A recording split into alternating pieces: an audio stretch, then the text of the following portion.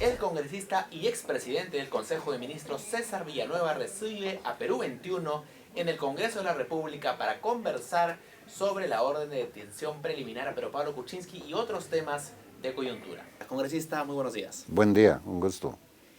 Para empezar, quisiera consultarle por el pedido de prisión preliminar que haya ordenado el Poder Judicial contra Pedro Pablo Kuczynski. Usted fue uno de los promotores más vocales de la vacancia del presidente. ¿Le parece que este pedido de prisión preliminar es justificado? Bueno, en principio, para aclararlo primero, o sea, yo he tenido un papel, sí, activo en el tema del recambio del expresidente Kuczynski, ¿no?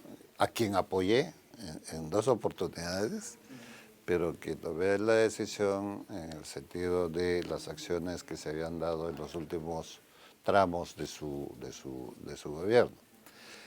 Pero eso no implica que miremos el tema de la justicia con la serenidad que corresponde a temas tan importantes como este. La decisión tomada por el Ministerio Público es una decisión que le corresponde bajo las facultades y funciones que tiene.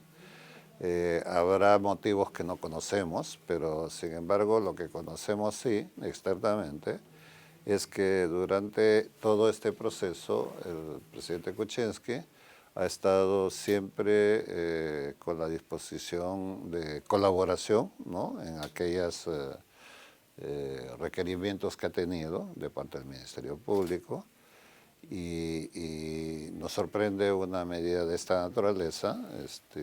Sin embargo, habrá que conocer más profundamente las razones, pero también espero que se pueda hacer una evaluación adecuada, siendo la justicia igual para todos, y debe ser así. Pero hay consideraciones que hay que tomarlas en cuenta, ¿no? El grado de colaboración que ha venido haciéndose. Uno, el presidente tiene impedimento de salir del país también.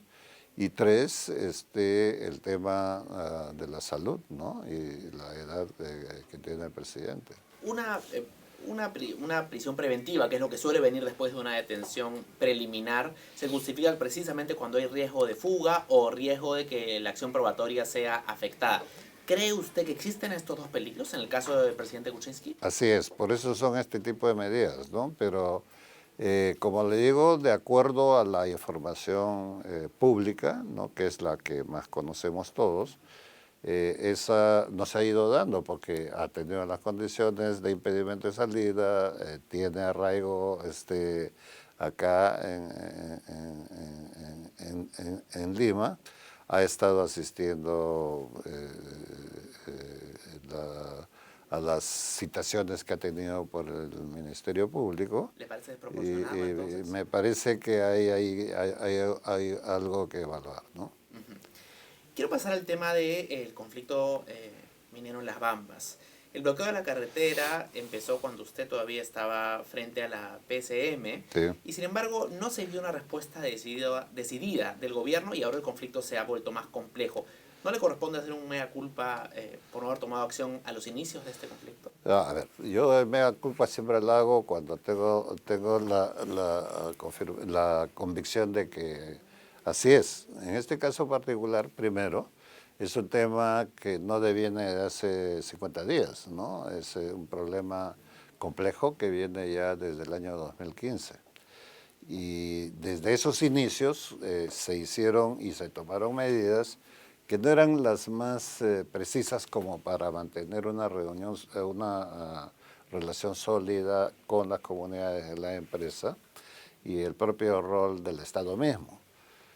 ¿Por qué razón? Porque acuérdense ustedes que el año 16 o 17 hubo por estas mismas comunidades, ¿no?, una protesta que terminó con algunas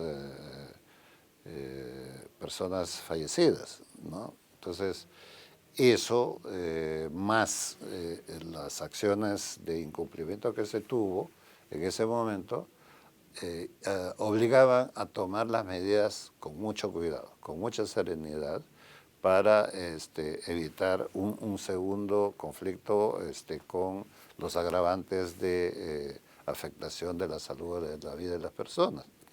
Entonces, en un proceso de esta naturaleza, el diálogo tiene que mantener la tranquilidad y la serenidad hasta llegar a la solución, que es la misma solución que se va a llegar por el mismo diálogo en las mismas condiciones. Pero ¿no hubiera sido mejor iniciar el diálogo cuando recién se bloqueó la carretera, no esperar 50, 60 días? No, el diálogo diálogo es una cosa, el diálogo con cumplimiento es otra cosa. El diálogo debe empezar desde el momento mismo de la instalación de esta empresa, cuando todavía estaba incluso en los inicios, ¿no? Cuando Strata, que empezó muy bien como empresa, tuvo estas relaciones positivas con la comunidad, pero luego, al hacer la transferencia de la empresa, hay cambios en el diseño.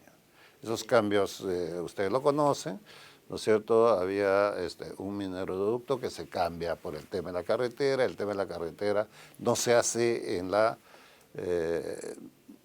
menor consideración posible de alguien que tiene la permanencia en esas tierras que son las comunidades, más allá de que son propietarios o no propietarios titulados. O sea, hay la presencia de ellos y por lo tanto es lo que se llaman derechos adquiridos. Pero eso no se hizo como debió hacerse, entonces hoy obviamente genera instancias de desazón de parte de la comunidad. Pero esas cosas fueron en su momento también discutidas en una mesa de discusiones con la comunidad, con la empresa y con el Estado. Y el Estado, a través del gobierno del momento, firmó actas de acuerdo con proyectos que tenía que desarrollarse, que no se desarrollaron en la plenitud. Entonces, frente a eso, las conversaciones que se han tenido del inicio, antes incluso de que la comunidad tomara esta decisión sobre la parte esta de la carretera, tenía la incredulidad de la comunidad de que los acuerdos se puedan cumplir, pero aún así estuvieron en el diálogo, ¿no es cierto? Pero obviamente ya tomando una decisión de tomar la carretera como una forma de presión. Entonces, en esa situación, tú no le puedes decir, levanta primero y luego conversamos, porque no era la manera adecuada de resolver el problema, o por lo menos poner las condiciones de buen diálogo. Y eso entonces toma sus días.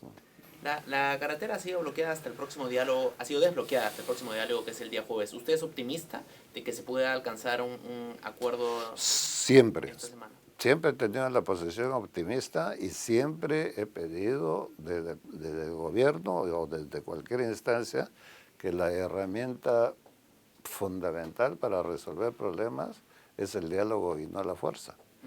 Porque la fuerza la puedes imponer y hasta puedes abrir la carretera, liberar la carretera. Pero eso, en vez de resolver el problema, lo complica, porque tendrías que permanentemente usar la fuerza para tener eso tranquilo, por una parte. Pero por otra parte, como imagen pública, nacional e internacional, no es bueno demostrar que el Perú se resuelven los problemas teniendo la fuerza. No es bueno, porque no invita a la confianza de la inversión. Y lo que más necesitamos es inversión.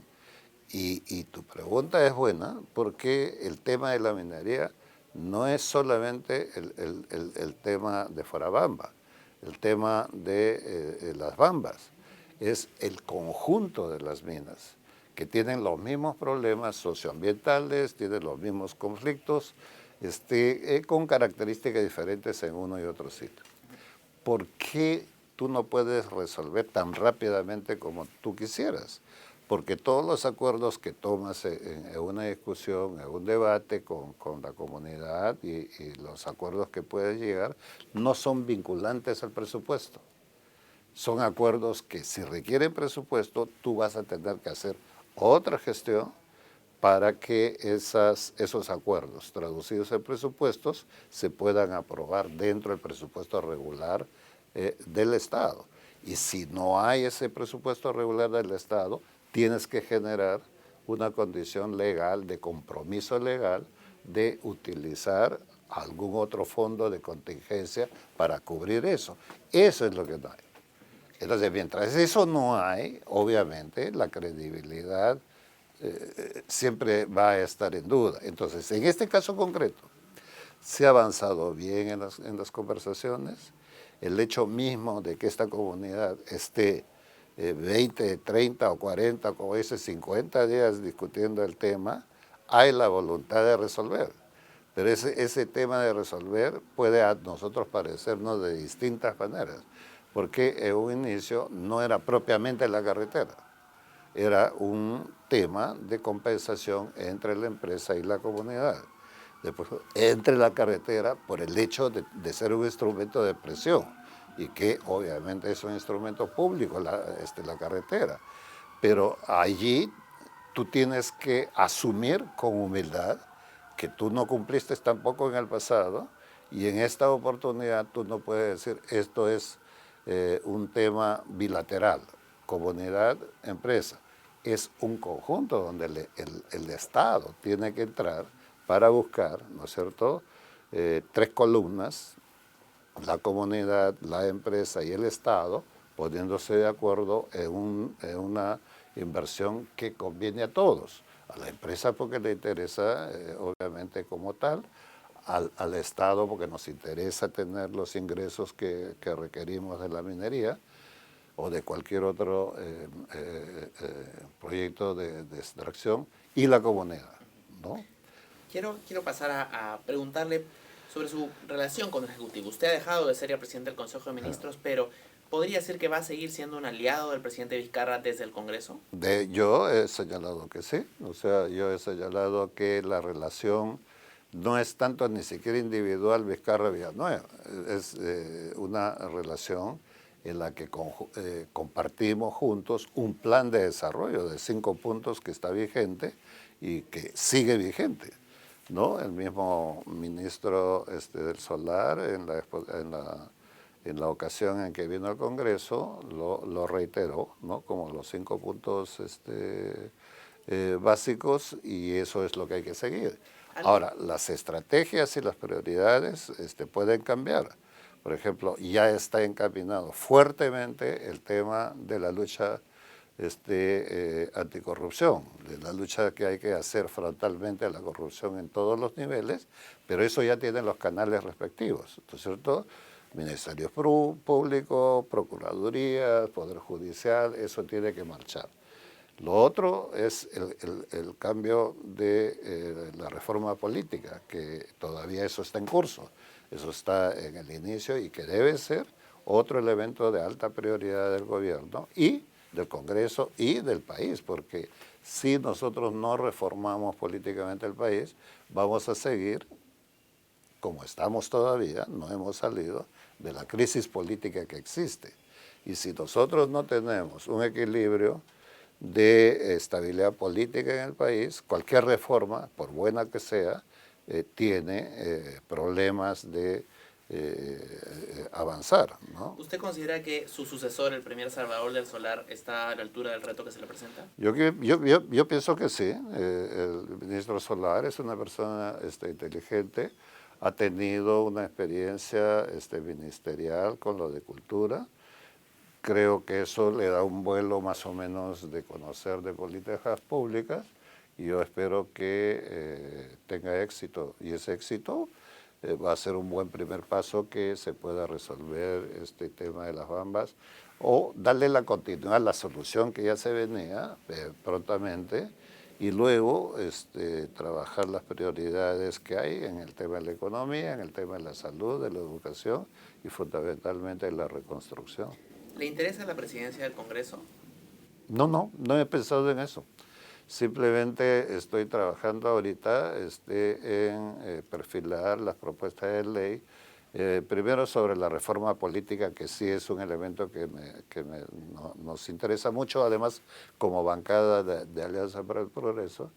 Y segundo, lo que quiero es completar una visión de diseño de descentralización territorial con la Amazonía, y en ese trabajo también tenemos que ver una relación de equilibrio entre la legislación que tenemos que cubrir para que eso suceda y la decisión del Ejecutivo para operar cuando esta visión se culmine, porque es uno de las cosas más importantes del país. La Amazonía representa un poco más del 60% del territorio nacional y tenemos un escenario increíblemente potente y rico para el país, con los recursos naturales de bosque, fauna, pero también de petróleo. Y eso es un elemento que hay que trabajarlo con una visión clara, que no sea la histórica de haber mantenido a la Amazonía de espaldas y solamente con tratamiento de exoneraciones tributarias, ¿no? Haciéndola una región tan potente, absolutamente dependiente. Entonces eso tiene que ver con un conjunto de cosas como la descentralización territorial, la descentralización fiscal. Entonces hay un campo muy, muy rico para trabajar. La semana pasada se admitió a trámite el levantamiento de inmunidad de su colega de bancada, el congresista Donaire. ¿Cree usted que la inmunidad debe ser levantada? Yo creo que eso corresponde a las decisiones finales del Poder Judicial. Se han hecho acá internamente también con la Comisión de Acusaciones Constitucionales, los procedimientos que tiene que hacerse, y está en un compás de espera. Lo que yo como congresista, colega de Edwin Donaire y como miembro de la bancada queremos, siempre ajustarnos estrictamente al marco de la ley. Desde el legislativo finalmente ha surgido esta propuesta de que el Congreso pueda también manejar la figura de colaboración eficaz. Sí. ¿No considera usted que esto de alguna manera excede las competencias del Congreso y pasaría el Congreso a ser un administrador de justicia? Sí. Bueno, ahí le voy a dar una opinión particular, porque este es un tema que no lo hemos discutido con la bancada, y obviamente la bancada tiene el derecho a tener una posición corporativa. Pero en el caso de esta propuesta que creo nace a partir del presidente del Congreso, Daniel Salaverry, creo que lo hace con la mejor intención, pero que acá lo que estaríamos es duplicando, porque la función de investigación que tiene el Congreso es una investigación política, no es una investigación jurídica. Eso le corresponde al Ministerio Público y al Poder Judicial. Por lo tanto, una decisión que pueda salir de acá completa o incompleta, o con todas las cosas, tiene finalmente que volverse a reevaluar en el Ministerio Público. Y además, entonces, yo no veo la mayor, no lo veo como un tema prioritario de discutirlo dentro del Congreso, porque además se prestaría otra vez, como estamos en un ambiente, hay crisis política. En la crisis política las sensibilidades de sospechas, de dudas, está en el ambiente, por eso es parte de la crisis, ¿no es cierto? Entonces lo que a este Congreso le conviene es tratar de alejarse de ese tipo de cosas y centrarnos, por ejemplo, en trabajar en conjunto con el Ejecutivo las reformas trascendentes que la parte política puede hacer, porque ese es su territorio. Nuestro territorio es, sí, una labor de fiscalización, y si hay las condiciones para hacer una investigación preliminar que se haga, pero el Congreso no puede llevar investigaciones meses, años, de algo que después va a tener que ser reevaluado jurídicamente. Y comprenderá que también genera preocupación porque este es un Congreso que en algunas instancias ha blindado, protegido a algunos actores políticos. Entonces surge la preocupación de que esta herramienta de la colaboración eficaz podría ser usada para reducir penas de algunos. Por eso mismo, por eso mismo, en un ambiente donde es sensible y la sospecha está por todos lados, ¿no es cierto? Y son temas que estamos tocando permanentemente, que fulano, sutana, o sea, eso no es el papel del Congreso.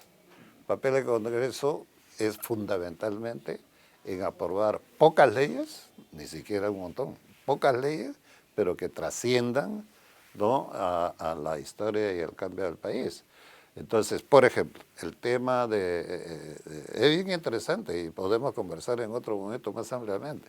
Entonces, política es el tema que te permite a ti, en conjunto, en buena relación, de equilibrio de funciones entre el Ejecutivo y el Legislativo, trascender, porque el Congreso es el pensador y el formulador, el pensador, y finalmente el que decide las leyes de este país. Esa es su función. Y el Ejecutivo, teniendo también la facultad de poder proponer, pero no disponer la aprobación.